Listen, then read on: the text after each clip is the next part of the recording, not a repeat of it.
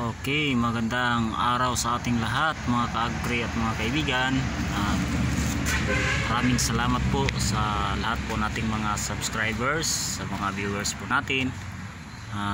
Sa mga hindi pa po nakapag-subscribe ay nanyayahan namin kayo na mag-subscribe sa aming YouTube channel, ang aming June Agri Kalaman TV, no? Sa hapong ito mga ka-agri ay mayroon po kaming isi-share sa inyo na kaalaman tungkol po sa pagtatanim po ng pichay. Ito yung aming itinanim na pichay, powered by Kaniko Seeds, no mga ka-agri. Napakadaling tumubo ang pichay.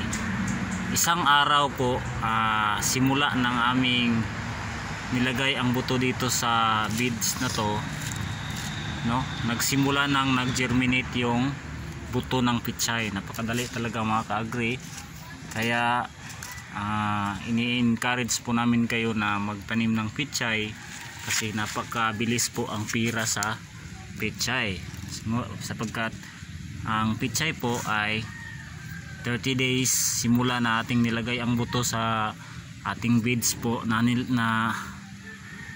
lupa ay pwede na tayo makapag-harvest within 30 days, no mga ka-agri. Ginawa namin dito mga ka-agri ay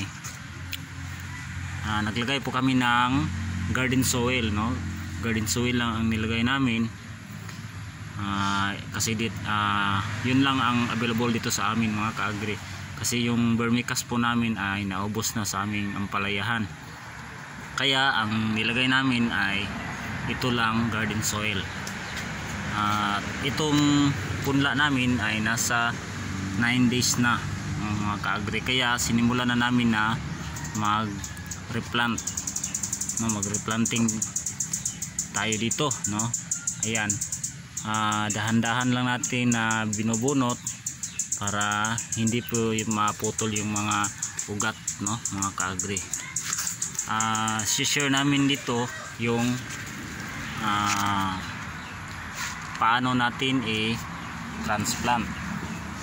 Ang ganito mga ka-agri ay ang distance niya ay nasa 5 to 6 inches lang para hindi po crowded ang atin pong mga pechay, no.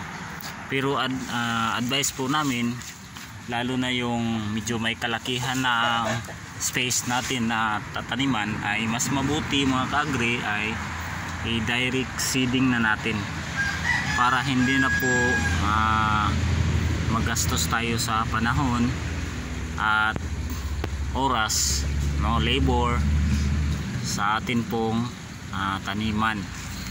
Kung medyo maliliit lang, pwede na sa ganitong estilo o style, kasi mayroon din kaming ginawa na yung mga empty cans, empty plastic ng soft drinks, at doon namin inilagay. Yung iba dito mga ka-agri ay pwedeng doon din namin ilagay, no. Yung mga maliliit ang space, i-share lang namin ito. At itong variety na to sa Kaniko Seeds, no, mga pichay, ay napakabilis siyang mag-germinate, no. Iba yung isa hindi namin na kasi